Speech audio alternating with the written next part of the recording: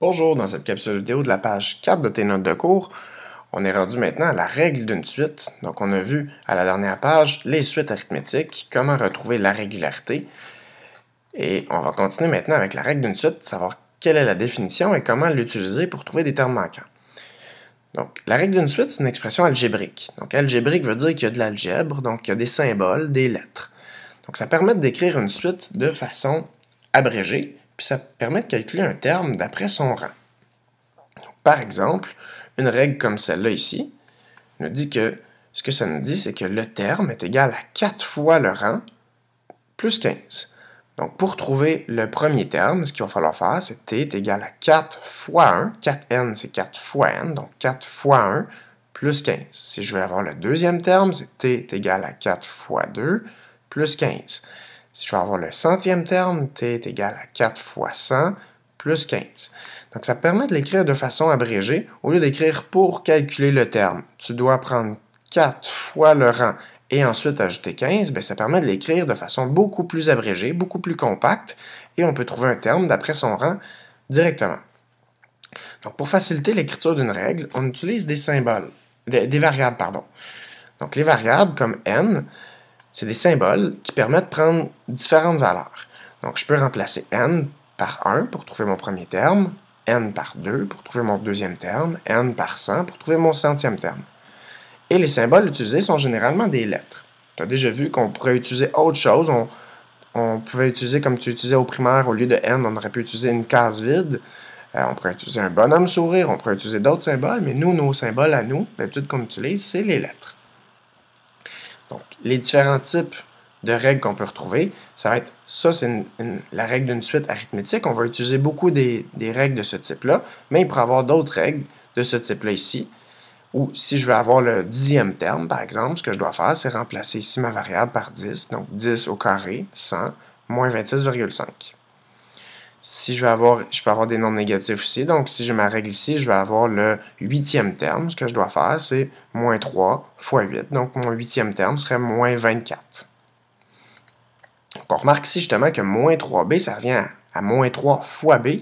Donc pour exprimer le produit d'un nombre par une lettre, on convient d'écrire le nombre en premier et d'éliminer le signe de la multiplication.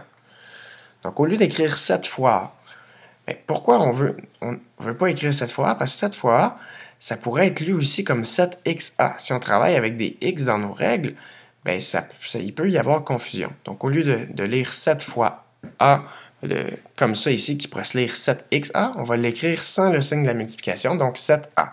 Si j'ai 7a, ça veut dire que j'ai 7 fois le nombre, la variable a. Donc, b fois moins 3, ce que je fais, c'est que j'écris le nombre en premier, donc moins 3 fois b, et j'élimine le signe de la multiplication, ce qui revient à moins 3b. Donc, si j'ai moins 3b, ça revient à faire moins 3 fois b. Si je sais que la valeur de b, c'est 5, ce que je fais, c'est moins 3 fois 5, ça me donne moins 15. Donc, si je veux utiliser maintenant la règle pour trouver des termes manquants.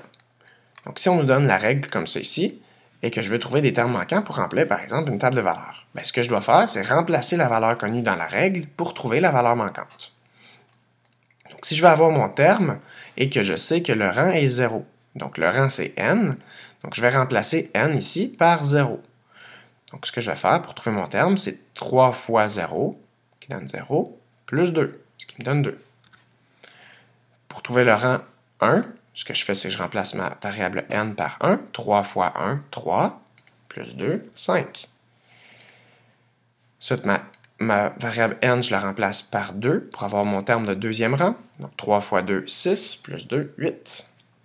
Et ainsi de suite. Pour le troisième rang, 3 fois 3, 9, plus 2, 11. Pour le quatrième rang, 3 fois 4, 12, plus 2, 14. Et 3 fois 5, 15, plus 2, 17.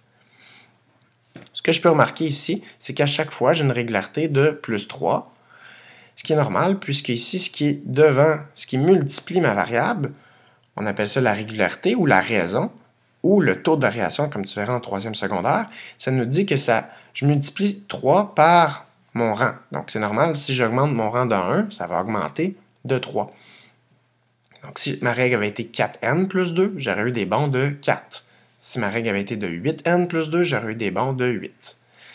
Et là, si je veux trouver directement le centième terme, je n'ai pas besoin de passer un terme à la fois, je peux y aller directement pour le centième terme en remplaçant mon n ici par 100. Donc, je vais faire t est égal à 3 fois 100 plus 2. Ça, c'est une façon d'écrire, de l'écrire avec des parenthèses. Donc, quand j'ai un nombre collé sur une parenthèse, ça veut dire qu'on les multiplie. Donc, 3 fois 100 plus 2, ce qui me donne 300 plus 2, ce qui me donne 302. Si je vois le terme de rang 25, je remplace mon rang par 25, mon rang n. T est égal à 3 fois 25 plus 2. Ma priorité des opérations dit que je fais d'abord ma multiplication. Donc 3 fois 25, 75 plus 2, ce qui me donne 77. Si je veux le rang de terme 11, donc j'ai mon terme 11, je veux savoir son rang, je n'ai pas de calcul, je le vois directement, mon rang, c'est 3.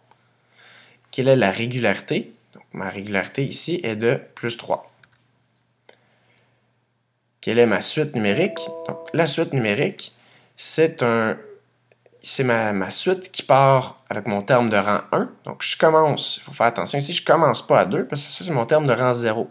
Donc, je dois commencer avec mon premier terme qui est mon terme de rang 1 et ainsi de suite. Donc, c'est 5, 8, 11, 14, 17 et je mets les points de suspension pour indiquer que ça continue à l'infini.